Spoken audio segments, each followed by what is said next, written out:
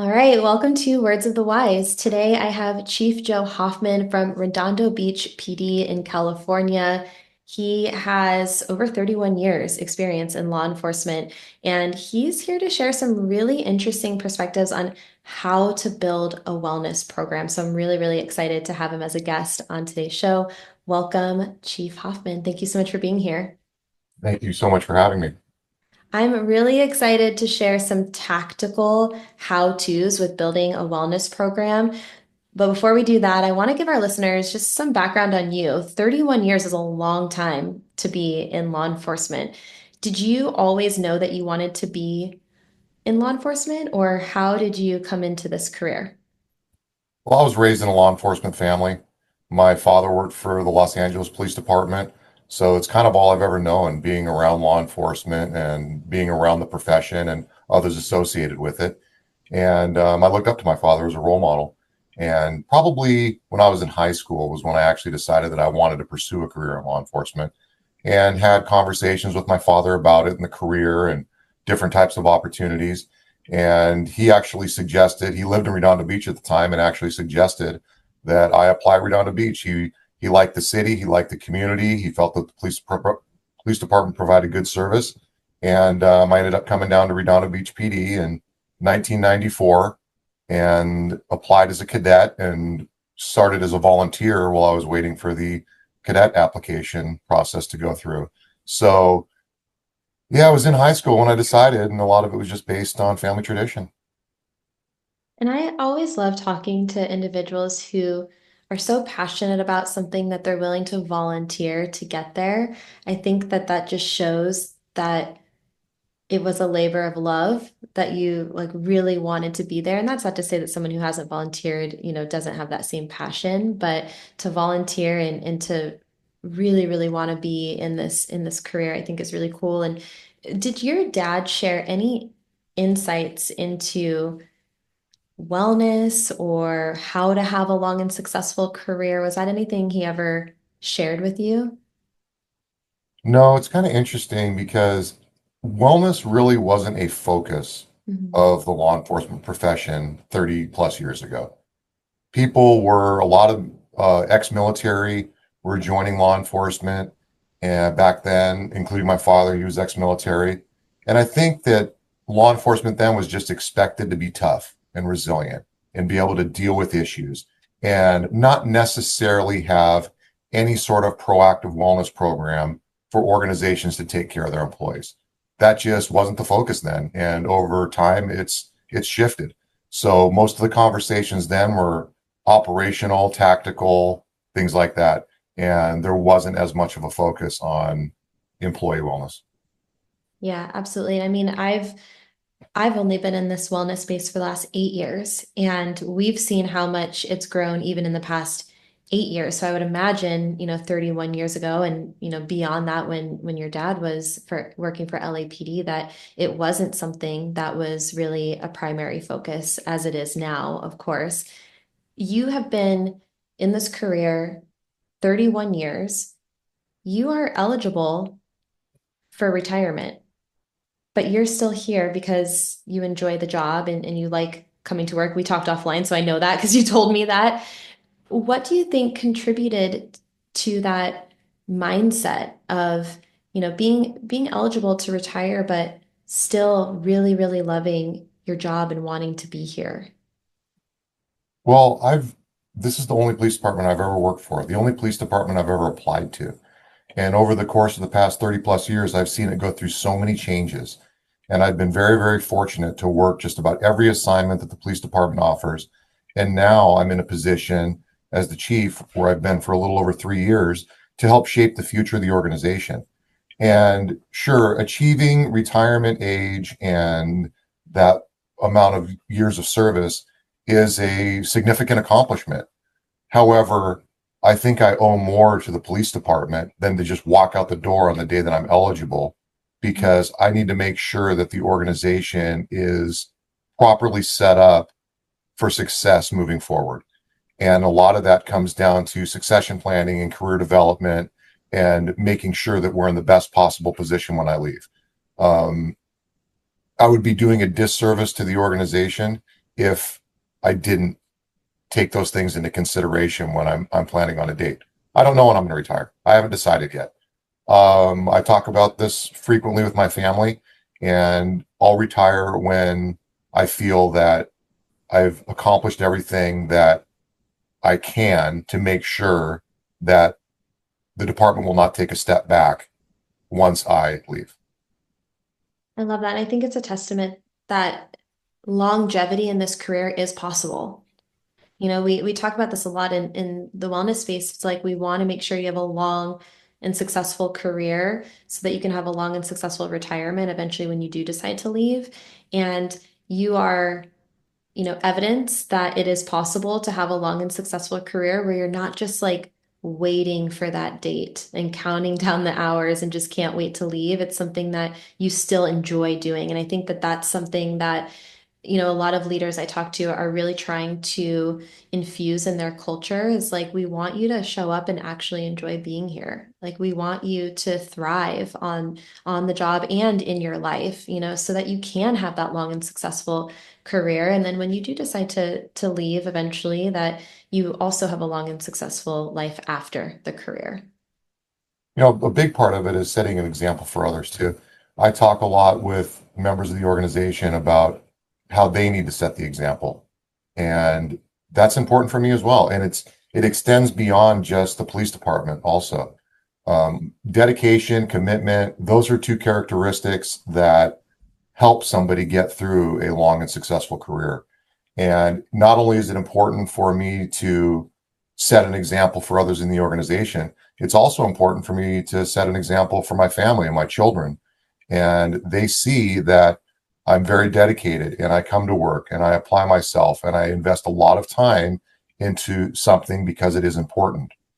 And then with that, it's also important that people see that balance and being able to maintain the balance between the personal and the professional life, which is probably the single most important factor for somebody having a successful career that spans 30 plus years. 100%. And it's really interesting. I feel like there's always these waves of topics that happen. And for some reason, particularly this week, and fun fact, while we're recording this, this is First Responder Wellness Week. So it's kind of the perfect time to be having these Right. conversations. But one of the things that's come up a lot this week is dedication and being dedicated to XYZ and how that trumps motivation.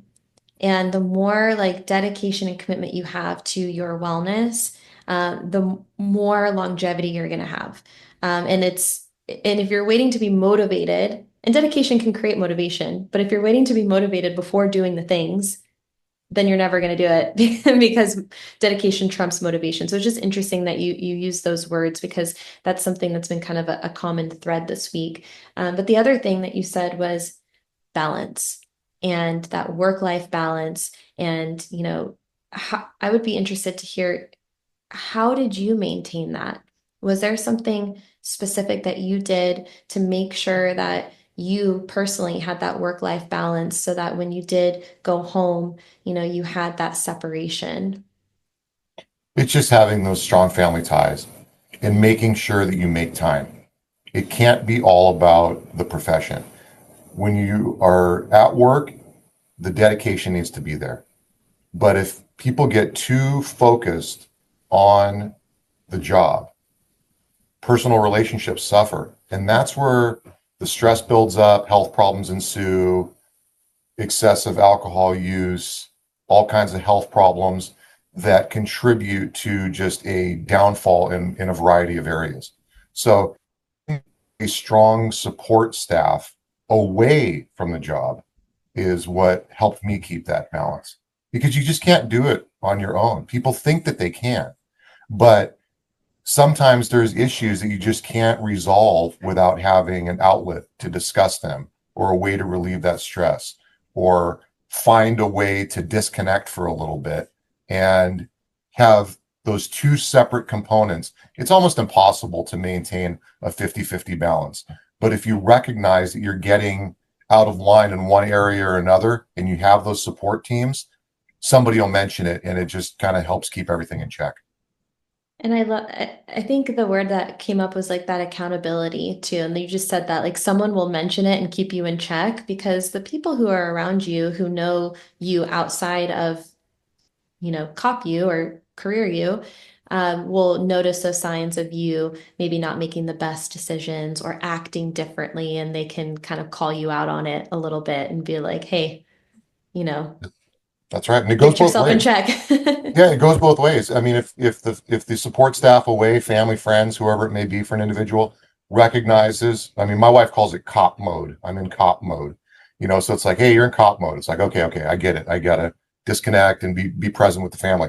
But the same thing can happen at work. If somebody's too invested in their personal life and they're not properly dedicating themselves to work, their coworkers are going to suffer. And then Mhm. that creates a difficult situation at work. So maintaining a positive organizational culture within a police department allows the peer group to let somebody know if there's an adjustment that's needed in the other direction too. So it really works on both sides of that equation. I love that you mentioned that. I've actually never had anyone say that before, but it's true. Like it goes both ways. Oh yeah, And I also love that you said it's never been 50-50. no, There's that's the always going goal, to but it just be doesn't work. No, a it hundred just doesn't percent. work that way. Things just come up in, like sometimes, and it's all about the understanding, right? Sometimes there's things in the personal life that as long as you explain those to people at work, they'll understand that right now there's some extra attention that's needed in the personal life. Sometimes there's situations that arise at work, whether it's a critical incident or some sort of extensive project, or for example, right now, we're in our budget season. That requires a little bit extra time because they're important. And as long as I explain that on the personal side, people understand that. A lot of it just comes down to effective communication and understanding. 100%. And one of the words that you used earlier that I wanted to circle back is resilience. You said this a little bit earlier in our conversation, and I would love to hear your insights and your opinion on resilience because, we have this idea that like you have to be tough and resilient is what you said. You said everyone expected you to be tough and resilient, earlier in your career. And we still have this idea of resiliency and, mental training and making sure that you have that. How do you find that balance that we were talking about before, where it's okay to also need resources and that you still can be resilient through wellness, if that makes any sense? Yeah, it does make sense. And really, so drawing from my experience, what I noticed is that when I first started in this profession, resiliency had a different appearance. People just expected you to be able to deal with everything. And honestly, early in my career, I'm not even sure I would have known where to go to ask for any sort of resources. And I'm not sure there was even any available because it was not a focus of law enforcement. But things have changed. Society has changed. I mean, we didn't have social media when I started. There's a lot more involved with the way that somebody views the world now, Mm. and we've had to adjust with it. 30 years ago, recruitment wasn't an issue for law enforcement. Now, recruitment is a full blown competition between all the police departments out there to try to get a handful of the top qualified candidates when we're not seeing the numbers of applicants that we used to see. Most police departments, their staffing levels fluctuate and most are down a little bit at any given time. Every now and then we'll hit that full staffing complement and then we'll have to be faced with a wave of retirements or whatever, and it goes back down. So resiliency then was just, yeah, you're a big tough cop and you got into this job, you know what you were taking on, you just got to deal with it. Well, that was not an effective strategy. And a lot of people, quote unquote, dealt with it and they were resilient, but what was the toll that would take? Right. What were they doing to themselves? Divorce rates, alcoholism, just general health issues, stress, blood pressure, heart disease, all those types of things. If you look back in history, you'll see that those were common factors. And now the focus has shifted, and we're recognizing that things have changed, society has changed, the profession has changed, and we need to take better care of our employees. And that all starts with the organizational culture. The culture at the organization needs to be, we care about you and we're going to take care of you. And resiliency now takes on a different form, which is more along the lines of you have the tools needed to deal with any situation, and the organization is behind you to help you get through it. You don't need to ignore it. You don't need to bottle up your feelings. There's going to be opportunities and outlets and resources available to deal with these situations so that you can have a long and successful career. And I love that you said that, like, we care about you and we're going to take care of you. Because I do think, and we talked about this a little bit, I can deeply relate to thinking I'm resilient because I shoved everything down and I hardened over time. And I'm like, built this impenetrable wall. And I'm like, I'm good. Everything's good. I can handle anything. And I know what that does when you don't deal with it and how that manifests into the things that you mentioned, the escaping, the numbing, the unhealthy coping mechanisms, and what that does to your mental and your physical health when you don't deal with those things and you don't feel like you have the resources available to you. And I think that in a lot of ways, it's one thing to say, hey, as an organization, we have all these things that kind of check a box. It's another thing to say, hey, like, we actually really care about you. We want these resources to actually benefit you, and this is how we're going to take care of you. And so I'd love if you could give some insights into your wellness program and the things that you have built over time and how you've done that and how you've decided what things are actually beneficial and being utilized rather than, as an organization, we're just going to kind of check a box and put it in a closet and it's there if you need it. But. Yeah, I think that that approach is just ineffective. There isn't a manual out there that applies to every police department in the nation for, okay, I'm going to create a wellness program. Step one is this. Mhm. Every police department's different and every police department has different needs. For context, we have roughly 100 sworn police officers and about 90 professional staff, and then some part-time and volunteers. So about 240 people total. Um, but you have police departments that may only have a handful of people, and then you have major metropolitan police departments that have thousands and thousands of people. So the programs need to look different based on how they're going to be rolled out. And I think that that comes from understanding the organization and the organization's needs. So rather than just say, okay, if you log on to this app or this website, there's resources there available if you need them. It's hard to get police officers to try new stuff out. Mhm. So one of the strategies that we did was asking, putting out surveys. What do you think we could do that would help create a wellness program? We created a wellness committee with people in the organization that would help champion ideas that would be able to communicate those ideas at different levels. So it's not just emails coming from the office of the chief or some command level position. It's ideas being generated and discussed throughout all levels of the organization and then bringing back that feedback so we could help with things. Fitness is a very important component of wellness. And we have a decent gym at the police station, and there's a handful of people that use it, but those are generally the people that are already into working out and exercise. So one of the things that we did was using grant funding, we hired a fitness trainer, professional fitness trainer, to come and do classes periodically that are for any fitness level. Somebody who's never worked out before or somebody that is very into regular exercise. And the workouts are all scalable, and it's just to help guide people into a healthier lifestyle. And that was driven from within the organization, not from the top down. And it's been very, very successful. Um, so asking questions about what people think a wellness program looks like, and then implementing at least a version of that idea or allowing people to try it has multiple positive effects. One, you're creating a situation of empowerment where you're allowing the organization to run with their ideas and people feel like they're part of it. You get that buy-in sooner when somebody tries something. And honestly, it's okay if it doesn't work out. It's okay to fail as long as you fail forward. If you try Mhm. something from a wellness standpoint and maybe it isn't successful, but it was a good idea, okay, great. Then let's rethink this and try something else. And in the meantime, people are thinking about new ideas, and it generates a feeling of belonging in the organization.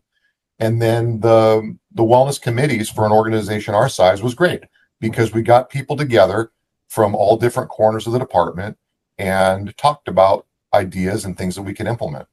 And then we also have department events that help generate a more positive culture and morale building, communication, just people being around each other.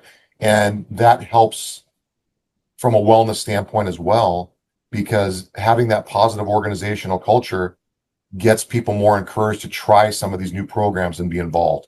It can't just be a program that's dictated from the management levels of the organization, or it's likely not going to be around for the long term. It needs to be something that the whole organization can get around and implemented gradually so that if it doesn't seem to be headed down the right path, there can be slight adjustments along the way to keep it something that is providing benefit to the organization. And that's kind of how we got it started. And then we've rolled it into a couple of other things that is providing similar positive benefits. Failing forward is the one thing I was like, dang, I really, really like that mentality because I think that sometimes people are so afraid to try things at all for the fear of failing. And when you can reposition it and say, yeah, it's okay if you fail, but you're learning, you're failing forward, there's forward movement. You're going to learn from that and then you're going to be able to do better next time or figure out something else that works. I think is not only a great message when, putting together a wellness program, but I just think in life, like being okay to fail as long as you learn and you can grow from that failure and fail forward. I love that. I've never heard that before. And I wrote that down because that's something I'm gonna steal from you. I'm gonna borrow that from you later. But I think that what it sounds like to me is you were able to create a culture of wellness and you were able to create the buy-in for the wellness program by one, involving your people, asking them what they need, what is important to them, allowing them to be creative together, but they also had the full support from command staff, That's right. which I think is important to understand because it's one thing if everyone is putting these things together and then they're bringing it up and then there's no support. So there has to be both. Like you guys are all Absolutely. working together as a team to create what, looks like the most beneficial wellness program for your particular organization. It's important to have ideas that are driven from every area of the organization and then involvement of command staff so we can temper expectations. Because just because somebody has an idea doesn't Mhm. necessarily mean it can be implemented without any sort of modification. There's all kinds of different factors that are considered there, budgetary, scheduling, liability. There's a lot of things that need to be taken into consideration, but those are also learning opportunities. And that's how we develop the next generation of law enforcement managers, by having them present an idea and then understand some of the factors that go into actually implementing an idea. And so not only is it, in this case, a benefit for creating a sustainable wellness program, it also has the positive effect of helping with career development and succession planning and developing that next generation. So empowerment is a big deal. We have to make sure that we're allowing people to make decisions. And if they're, it's, as long as it's not a fatal decision, it's okay. We discuss it, we learn about it. That's how we learn the most, really anywhere in life, right? Like you're saying, from mistakes that aren't fatal. You make a mistake. If you have a day where everything just kind of is hunky dory, you don't really think about that much later on down the road. But when you have a day where something may not go right and you maybe made a decision that if you could make that decision again, you might make it differently, that might be something that you reflect on for years and years and years. and you learn from and develop and mature as a human being. And we're doing the same thing with our profession. We encourage that empowerment and decision making to learn so the organization's health can grow over time. 100%. And I can deeply relate to that. Like some of my biggest mistakes have been some of my biggest opportunities for growth and maturity. And looking back, and like you said, as long as it's not like fatal, looking back on it, I'm actually grateful for those things. And at the time, maybe that was not the case, It's never fun to feel like you didn't succeed at something, or maybe you made the wrong choice somewhere along the line. But I'm grateful for a lot of those things because it does give you the opportunity to kind of zoom out and say, okay, how can I grow and learn from that situation? So I love that that's something that you encourage internally in the context of wellness of like, let's try some things out within reason. Let's get everyone together, coming up with ideas, being creative, getting that buy-in, creating that culture. And then as, an executive level, and we're gonna help support that in any way that we can. Um, what are some of the things? I know you said that you have a full-time trainer that really caters the programming from a physical fitness perspective. What are maybe some of the other things, and it doesn't have to be everything, maybe some of the top things that you guys have implemented that have been really successful, that is, really well utilized and something that you plan to maintain long term?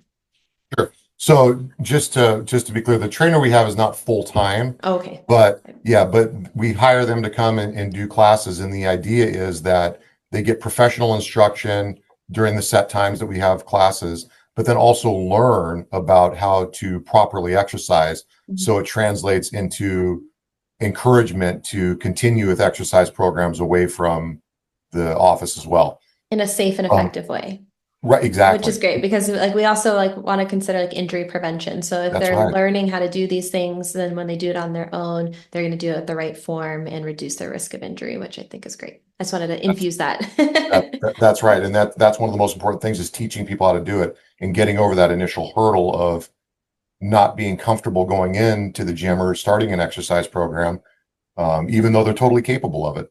And this is just one of those steps to help somebody get healthier. So I want to give you a couple of examples. One is we all have a wealth of resources within the organization that often we don't capitalize on.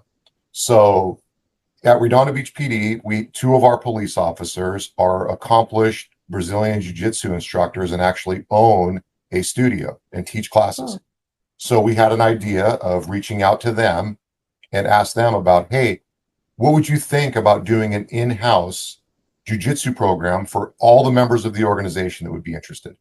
And they liked the idea. So this is something that we recently implemented, and it's really starting to catch on and gain in popularity. And so the nice thing about this is that we have instructors that are current employees that are very accomplished, and so they're giving back to the organization while at the same time contributing to the wellness and the growth of the organization. They're developing their careers, their teaching ability, their interaction, working with other members of the department, and other than just the actual on the clock time, it's not like there's a contract or anything like that. So it doesn't have to be all about how can I get the money to do a wellness program. Sometimes we just need to look at what we already have available, mm, and you do that through that organizational culture and effective communication. Knowing your people, there's a lot that we have to offer without even going to the outside. And this one is really catching on. In fact, I posted a thing about it on I the saw other it. day. I Yeah, saw it. yeah. Yeah. And I can tell you the classes are getting tougher being over 50 years old, but they set the classes up so that it's for any skill level and any age and tenure. So we had very young and new members of the organization there, all the way up to people that have been on the department for quite a while. And it's done in a manner which is safe and effective and appropriate given, the organization and who works with who in the training classes, and the response has been very, very positive. So that's an exciting Awesome. thing, and it's all from within. And then another one that I wanted to mention is when it comes to counseling or speaking with professionals. Historically, we've always been reactive. We waited until somebody got involved in a critical incident, maybe a shooting or some sort of significant use of force, or somebody had an incident occur, maybe in their personal life or their professional life, where now it's come to the attention of management that this person is having problems because of whatever. Mhm. And now it's like, all right, well, what are we going to do about it? And we're going to send them to talk to this person, send them to a police psychologist. And the police psychologists that we use are outstanding and they do an excellent job. Even when we have people that go for a series of sessions, they're very, very good at what they do, but it's usually always in a reactive state. It's after something has already happened. So now there's a new term out there called performance coaching. And we've contracted with an excellent company called Sharp Performance, which does performance coaching.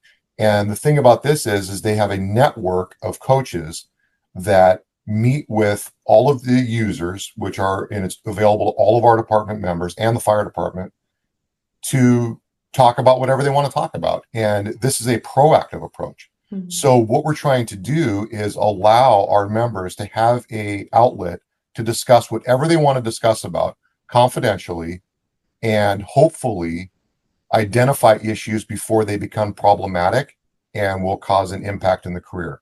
And I've had people come up to me and talk about how positive their experiences have been. And it ranges. It's, and I never ask people, what are you talking about? Who are you talking to? But Right. people are so encouraged by this proactive approach to having someone to speak with that they're sharing information. And I've had people come to me and they relayed that they've gotten significant help with issues in their personal life that have nothing to do with the police department.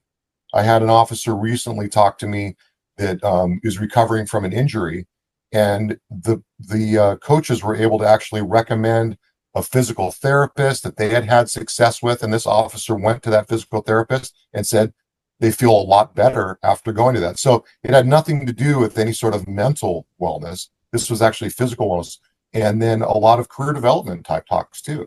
So they're able to express their concerns and where they want to go in their career and things that they can do. And they're speaking with professionals, a lot of ex-military people that have been through a variety of incidents and understand the stress involved with this type of profession.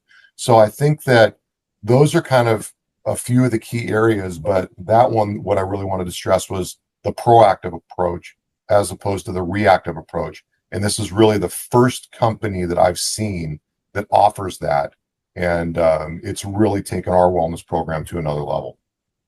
And I am a huge proponent for proactive versus reactive. So you're speaking my language. I'm just sitting here like shaking my head, yes, because I do think that it's human nature, at least historically, to not deal with the problem until there's a problem. Like I think that we can all relate to that, where it's like maybe you don't think about injury prevention until you're injured. And then you're like, dang it, maybe I should have focused on my mobility, or maybe I should have done something else. I think that we kind of get that perspective after the fact. And I agree with you that most of what we do in like the wellness space is, okay, are you having a crisis? Are you injured? What do we have to do to help you after the fact? But what I took from you that I thought was really interesting is if you can talk about things and you can get that mental coaching when there's not a problem, and people are coming to you telling you that, it's because it seems to me it's not like it doesn't feel shameful, and it's not shameful either way. But I think that there's this stigma where it's like, oh, like now I have a problem. Now I have to deal with it. Like now I'm less than. There's always been the kind of that like stigma associated with wellness of like, oh, maybe I'm not equipped, or maybe I'm, XYZ, which I think is starting to change now. I think that mindset is changing, that stigma is starting to go away. But if you can talk about things and you can have that mental coaching and that training and that resiliency when there's not a problem, then it's like, oh, like I don't have to feel shameful because I'm just talking about stuff that's, making me feel better, and like I feel good already and this is making me feel even better. So I love that proactive approach where you're not having people go in when they already feel like they're down, if that makes Correct. any sense. That's exactly it. And then by establishing that relationship with various coaches, when something does come up, that comfort level is going to be there to reach out immediately without having, because we have a peer counseling program, and the peer counseling program here is part of our wellness program. Mhm. However, I think that depending on the topic, there could be reluctancy to go to a peer counselor because it could be a coworker or a supervisor or somebody that's in a unit that somebody's aspired to getting to, and they may not want to share information about themselves that they may perceive as a vulnerability. So having that ability to immediately be able to schedule a session and talk to somebody about something that you're somebody that you're comfortable with, I think is a major factor in taking care of employees and demonstrating that we are invested in their health over the long term. Yeah. And I love that perspective because I didn't even think about that, but that sounds 100% correct that if you already have a relationship with someone that you trust, then when you are experiencing something where you are injured or you are going through some mental health issues and you already have that trust established and you don't feel like there's a stigma associated with it because you already are working with this person. And I think one of the things that's really interesting is like I'll talk to people all the time and especially younger, like the younger generation, I think that there's this mindset of like, I'm invincible, That's right. like I feel good right now. And it's like, great. I'm so glad that you feel good right now. I'm so glad that physically you don't have any aches and pains. You're not injured mentally. Maybe you're fresh on the job and you haven't experienced, a few years of, various traumatic incidents. And I love that. I'm glad. So let's start now. Like, That's right. let's keep you that way. Like, let's, Yep. implement the things now so that when you do go throughout your career, because here's the thing, and the older I get, I, the tighter I get, like the more my body feels. Like you don't start to Oh feel, yeah, you that's don't for sure. feel better with time, So Yeah. if you feel good now, that's great. Like we want that. It's like, how can you start now? And then your future self is going to be happier because you started to implement those things in a proactive way. So I love that you're taking a proactive approach. I think that some people lose sight of the fact that when somebody feels at their best, that's when they need to be the most laser focused because that's when somebody can be more vulnerable. And you're not paying attention, that's when things can slip. If somebody is already suffering from some sort of a crisis, then you know you're not at your best and you're going to be looking to make improvements. But Mhm. once you get to the top, you want to do your best to stay there. And that's not easy. It's very, very difficult to get to where each person's going to reach the pinnacle of their health and everything in their life at a different time. And you don't know when that's going to be. But when you feel that you're at that point or you're close to that point, it's essential to do everything you can to try to maintain that. Because as you said, it gets more and more challenging from a physical, mental health perspective as time goes on.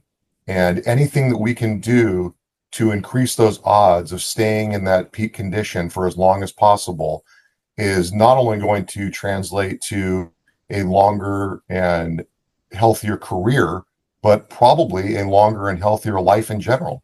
Yep, absolutely. And that's the goal, right? Like whenever I work with anyone, like you walk into a room and it's like, hey, raise your hand if you want to be injured. Or like raise your hand if like you want to retire and only live a couple years. Like no one wants to sign up for that. I think everyone's ultimate goal is to feel as good as possible for as long as possible so that eventually, at the end of the career, you can have a long retirement. Like I think that everyone wants that. Everyone wants to retire and still have life and be able to move and function and, have their physical and mental health intact as much as possible. So I think that that's the ultimate goal. And it sounds like you guys are really, really focusing on that like peak time, like you said, like when everyone is feeling good, like how can we maintain that? And I think that as far as wellness programs go, it's going to continue to evolve. And once you get something in place, look, if you have one thing in place, congratulations, you now have a wellness program. And then the next question is, how can we expand it? How can we make it better? How can we make it sustainable for the future? And it's not one and done. I think it's something that we need to constantly stay invested in and refine over time, just like everything. And the good news is that the future is bright for law enforcement right now because we're paying attention. You know, if you would have asked me 10 years ago, what's our wellness program? I would have said, well, we have peer counselors and there's some resources available through HR if you need anything. And if things get bad enough, we'll send you to a police psychologist. That was it. And that's Mhm. probably a lot of police departments. Well, now we've changed and we're actually being proactive about it and getting feedback to put the program in place. And we need to constantly evaluate the new products that are out there. There's going to be new things that come on the horizon that will make the program even more successful. And it doesn't always have to be a cost. You just have to get that investment and buy-in. And once the department members realize that this is going to make their life better, it's going to be part of the fabric of law enforcement. And we're starting to see that occur now. And I think that over time, it's only going to strengthen. You got me so hyped. I feel like so excited because I agree with you. I do think that the future is bright. You know, you can attest to this, like you just said, like since I've been in here, when I walked into the academy for the first time 8 years ago, there was a lot of like resistance. There was a lot of, Yeah. like in the briefing room, it was like, what are you doing here? Like cops don't do this. This is not a part of our culture. Like, this will never be a part of our culture. And the shift that I've seen in the last even 8 years has been extraordinary. You know, having podcasts like this where we're talking about wellness and the things that you've done organizationally to really support the wellness of your people. Like, this was not happening back then when I started. And I know certainly not when you started. And I am excited for the future. And I do think that this kind of shift will happen because now with the younger generation, as they start to come in, they will have always had these resources and wellness will have always been a part of the culture and always have been a priority. And these things won't be so foreign. I think that some organizations are starting to feel that resistance and there's that question of buy-in because you're changing things. You didn't have it before and now you're introducing these things that are new and different and you have that expression of like cops don't like change or the way things are, and so it's like that Yeah. shift that's happening. But, in the next 10, 20 years, as things start to kind of transition over, the leaders in 20 years will have come into the academy and into the agency where that was always a part of it. It's just always how you did it. So I do think that that's exciting. I think that we will start to see that shift over the next, well, it's I, happening now, but next 10 years or so. So. I think that people need to be patient though. This is a relatively new approach for law enforcement to implement these sustainable wellness programs. And I think that the profession of law enforcement in general can tend to be impatient with implementation of programs. And this is a new concept. Mhm. And if a department's getting ready to implement a new wellness program and they get feedback and decide what the first component of it's going to be, give it some time. Because as you mentioned, it's tough to get people to try stuff that's new. Mhm. But over time, one, two, four, 10, people start to share, oh yeah, it's not bad. You should give it a try. But they need to be patient. Yeah, Need to be patient 100%. because it's not going to happen overnight. Yeah.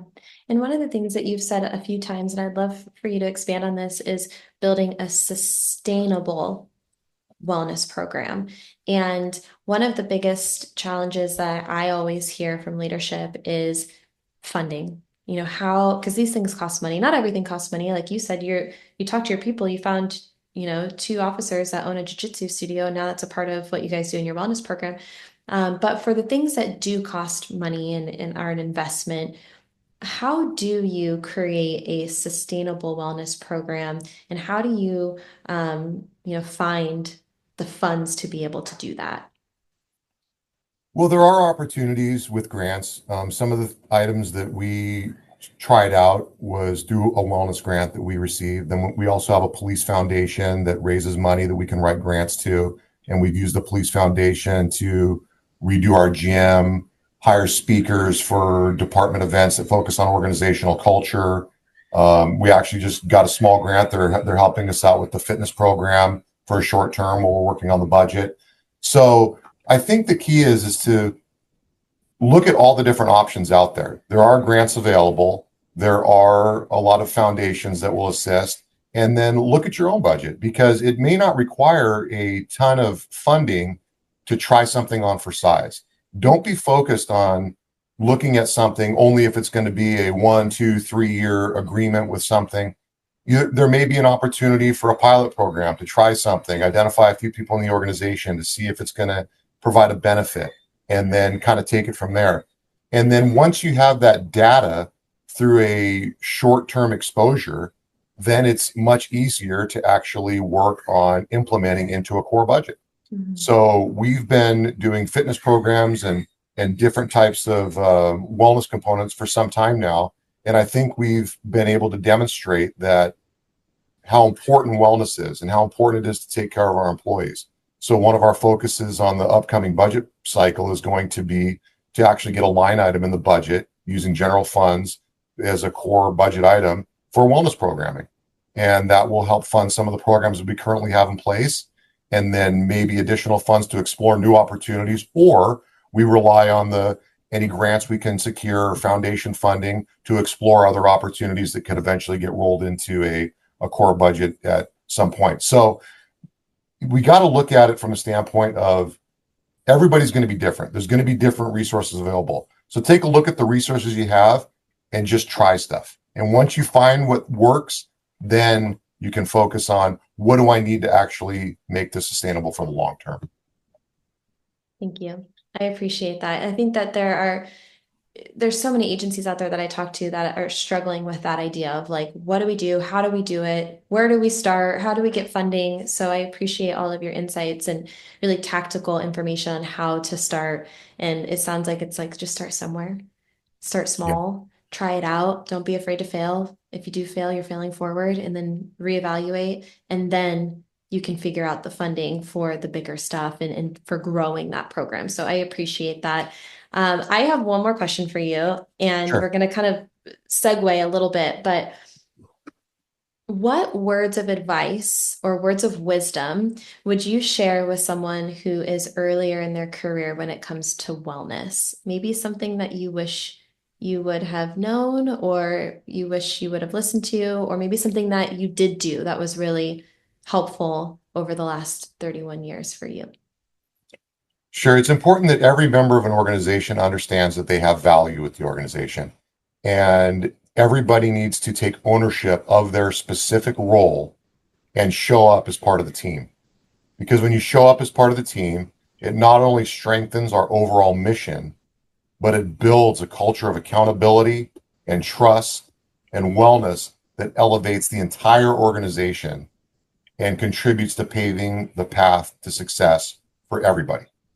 So everybody plays a part. The team does better when everybody is participating. Will the team succeed if there's only a handful?